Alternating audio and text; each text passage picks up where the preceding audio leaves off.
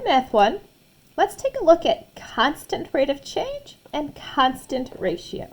Okay, so constant rate of change is the same thing as saying common difference. Okay, that's what we called it during the first module. And this is when you have an arithmetic sequence, okay, which means that it's an adding or subtracting pattern.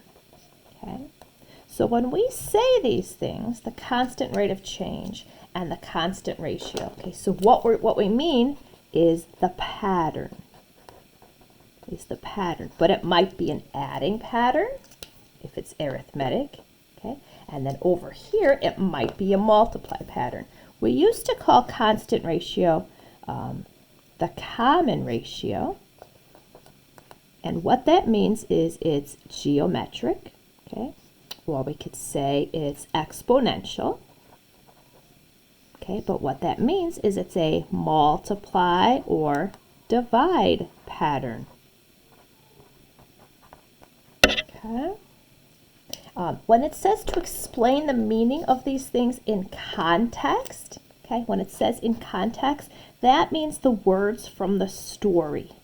You have to include the words from the story. The first thing you have to say is what. What is changing? Okay, the second thing, you have to say how much. And right there, the how much, okay, that's the pattern.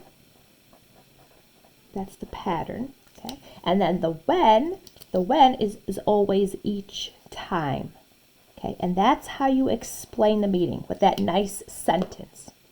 Okay, take a look at this first equation right here. Does this equation have constant rate of change or constant ratio? Okay, if you have constant rate of change, that's because you're arithmetic or linear.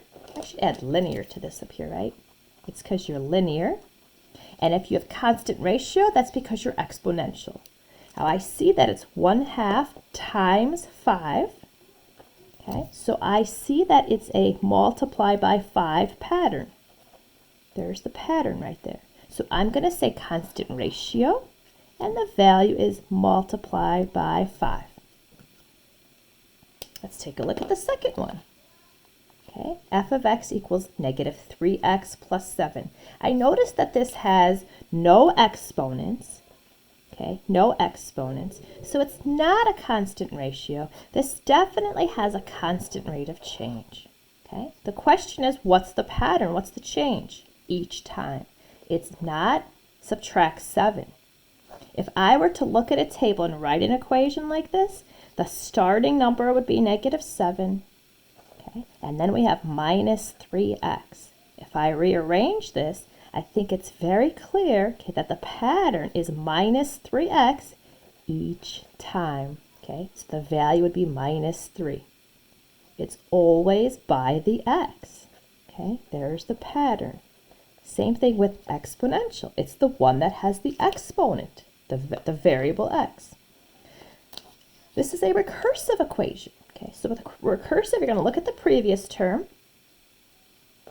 And it says here that the previous term is getting multiplied by 14. Okay, that's a multiply pattern. Multiply goes with geometric, it goes with exponential, and it goes with constant ratio. Okay, and the value is multiply by 14. Okay, so everything over here on the right, you always pick constant ratio when you see exponential. Okay, and this last one here is a nice little story. This equation represents the number of shirts sold.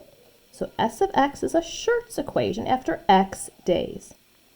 Okay, if it helps you to rearrange these equations to the way that we used to write them, okay, so I used to always write the starting number, and then it's plus 12x. They're both positive. Oh, I get it now. They started with 100 shirts, and then they added 12 each time. They're adding 12 shirts, okay, after X days, each day. So we're going to say it's a constant rate of change, and the value is plus 12, okay. Now, what's the meaning in context? We have to say those three things, okay. So what's happening? What's happening? The number of shirts. The number of shirts, okay, being sold. Okay. The second thing is always the pattern. Okay, so how is that changing? Okay, the number of shirts is increasing by 12. Okay, so the second part is always the pattern. Okay, and then the last thing that you always want to make sure you say is when. When does this happen? It happens each day. Each day. Okay. All right. Good luck practicing this.